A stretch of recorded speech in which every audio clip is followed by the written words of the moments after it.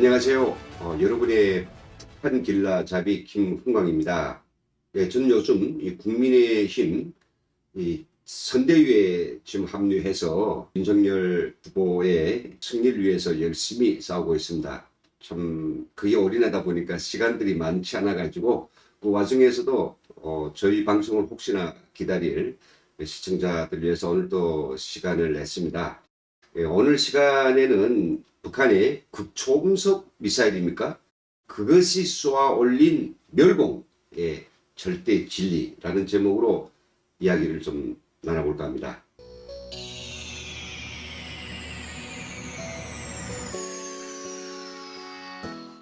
익히 아시는 것처럼 북한은 지난 1월 5일과 11일 그리고 16일과 18일 이렇게 올해만 들어서 네 번째로 화성 계열의 극초음속 미사일과 이스칸테르 미사일을 발사하고 나섰죠.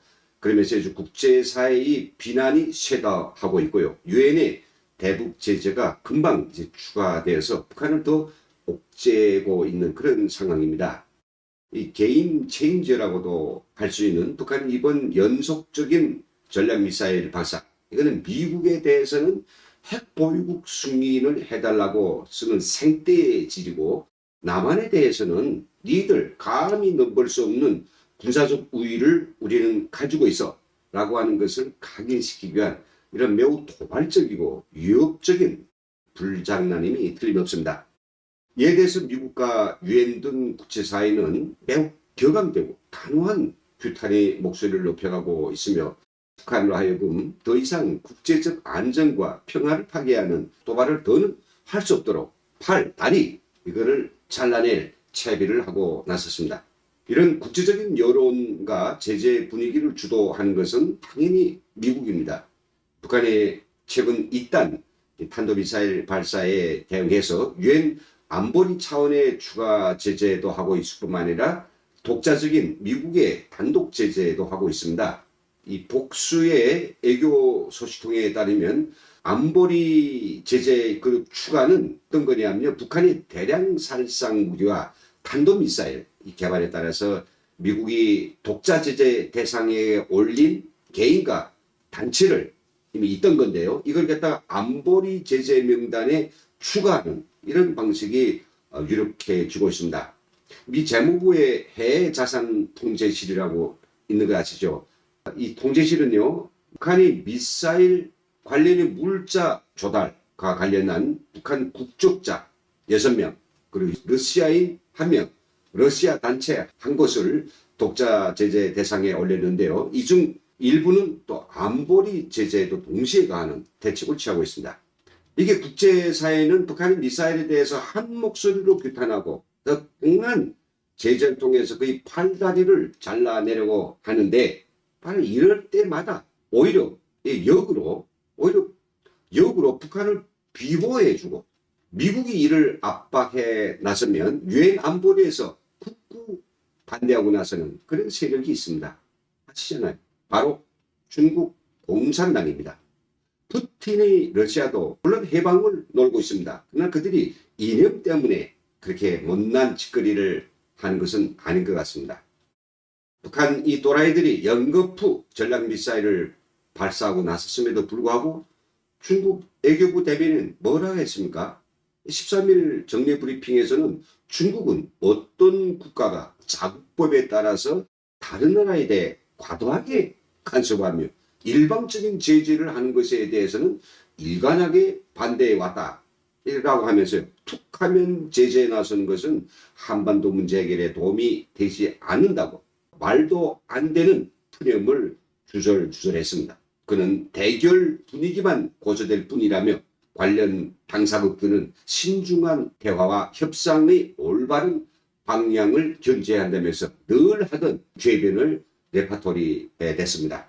정말 중국 외교부의 브리핑, 너 똑같은 소리 들어가지고 왜 북핵 문제에 대해서는 저렇게 일변도적으로 까마귀 까웃거리는 이런 똑같은 소리를 뱉어낼까 신기하기 짝이 없습니다. 하지만 여러분 생각해봅시다. 이게 얼마나 무책임하게 짝이 없는 행설수설입니까?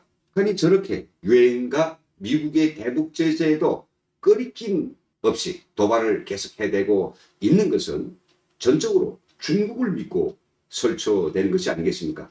그런데 사실 북한이 핵과 미사일 포함한 대량 살상 무기들이 사실은 베이징에도 옮겨 붙을 수 있다는 것, 화를 볼 수 있다는 것을 시진핑도 잘 알고 있을 것입니다.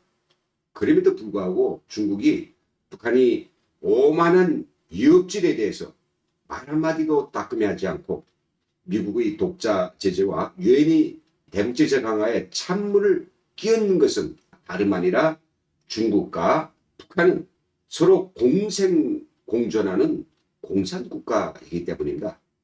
공산주의는 이미 폐기된 이념이라고 하더라도 두 나라는 정말 일란성 쌍둥이 같이 당독재 그리고 수령독재 국가들이지 않습니까? 그리고 중국은 시장경제라는 열차에 올라타긴 하였어도 그 신세를 어마어마하게 지고도 시장경제국가들이 지향하고 있는 민주주의가 아니라 사회주의를 이념을 하고 있고요. 어떻게 하나 시장경제의 덕을 입어서 군사대국이 돼가지고 미국과 자본주의 세계를 붕괴시키고 전 세계의 공산화를 꿈꾸고 있는 사탄이라고 하는 것은 삼척동자도 다 알고 있는 사실입니다. 이런 중국이기에 그들은 북한이 보호자가 스스로 돼가지고 북한을 절대로 붕괴하는 꼴을 보려고 하지 않습니다. 북한을 자신들의 국제 공산화 전략의 돌격대로 활용하고 있는 것입니다. 더욱이 일본과 한국과의 관계에서 북한의 전략적 지렛대로 써먹는 이런 재미를 계속 보기 위해서 그 장거리 미사일이 자신들에게 엄청난 잠재적 위협인 줄 알면서도 이 빠진 늙은 호랑이가 얄미워도 여우를 앞자리로 내세우는 그런 우화와 똑같이 놀고 있는 것입니다. 북한의 핵과 미사일 등 비대칭 전력에 의한 대량 살상 위협은 영내 국가들에게는 당연히 불상사이지만 특히 한국과 일본에 있어서는 도저히 용납할 수 없는 이 파국적 위협이 되고 있는 것입니다.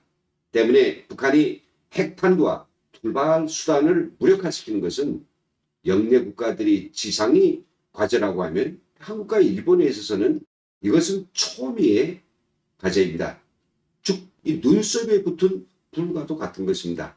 이제 북한이 중국을 뒷배로 해서 한국과 일본에 대한 확고한 선제 공격 능력을 막바지에서 완성하고 있는 이런 실상은 우리 국민들이 생명보호와 국가 안위를 위해서 유엔이 대북 제재 하에서 북한을 철저히 고립시키고 숨통을 조여서 붕괴시켜야 한다는 데 대해서 국제적인 공감대가 형성되고 있습니다.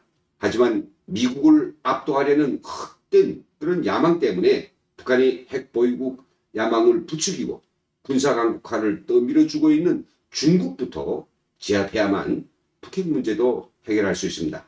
결국은 향후의 북핵 문제는 단순한 군사적 전력의 경쟁이 절대 아니라 사회주의와 자본주의 진영과의 생사를 건 세계적 생존 경쟁으로 확전될 것임이 분명합니다. 이번에 북한의 극초음속 미사일, 이스칸테르 미사일 이런 것들이 쏘아올린 멸공의 진리는 다름 아닌 우린 그런 것들을 걱정하기 전에 공산주의라는 얼빠진 이념을 아직도 버리지 않고 그리고 자본주의 체제에 맞서는 중국과 북한이라고 하는 공산주의, 공산당들부터 멸종을 시켜야 된다라고 하는 매우 절박하고 시대적인 이런 과제로 우리들에게 화두를 던지고 있습니다. 오늘 시간은 여기서 마치겠습니다. 함께해 주신 여러분 대단히 감사합니다.